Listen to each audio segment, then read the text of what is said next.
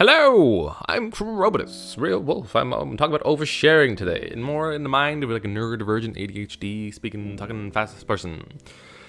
Doing fast, making messes, and feeling not good in the messes, but you can't fix the messes, and you really like being in clean spaces, and it's just confusing. Oversharing. Like, when you talk to someone, and you feel a good vibe, but it's not, you're just trying to, not be awkward, or weird, or whatever. Or you just want to be you. And sometimes being you gets a little crazy. And you overshare. Why do you feel like you overshare? Break it down. Is it because you didn't like these certain people knowing this information so they can use it against you? Totally. 100%. That's probably the biggest one.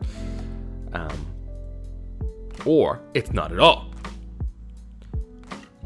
There's one thing you have to always figure out when you're listening to someone talk about the same things you're going through, or similar things like oversharing.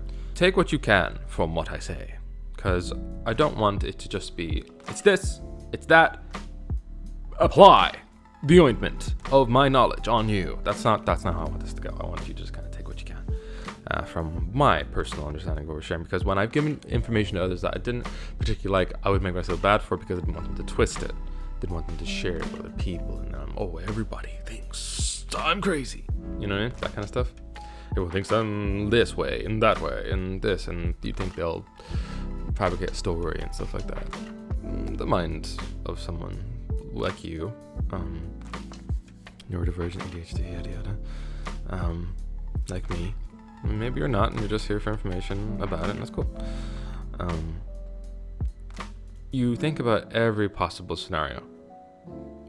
Sometimes a little too much because it gets quite emotionally intense. And then, once you've thought about everything, you emotionally shut down and come in on yourself, which sucks. Big time. So what do you do? How do I overshared again. You are just a high vibrational person. You like to share. You like to get information out because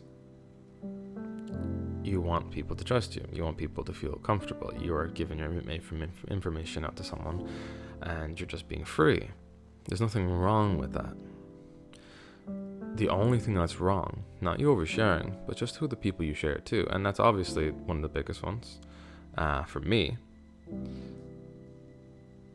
But I've gotten to a point where it doesn't matter. Someone can take what I say and completely twist it into something dark and bad, but I know who I am.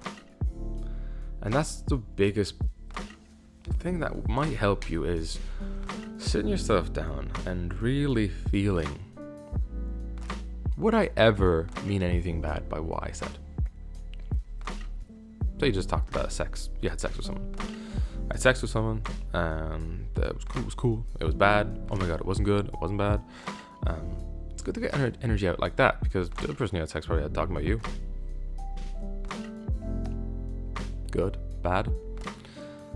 Hopefully it was good. Hopefully you did the good sex. Hope that was good for you.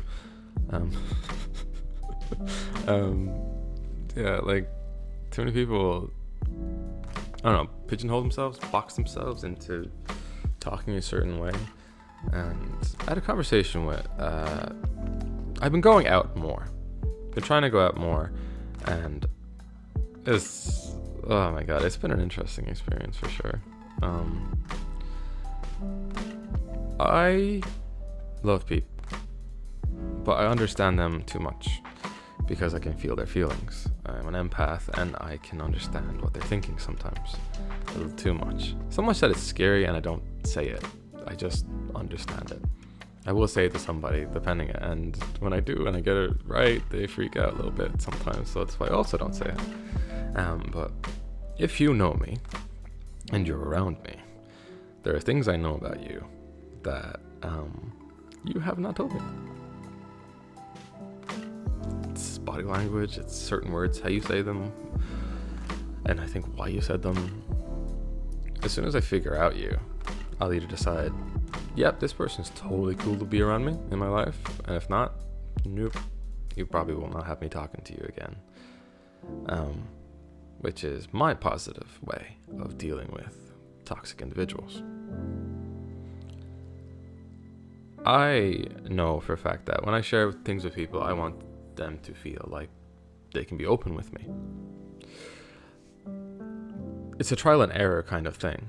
If you just make yourself feel bad without actually breaking it down about sharing, you won't really get better. Like, oh, it was that bit of information. Okay, that's a little too much. I'll only share that with this person.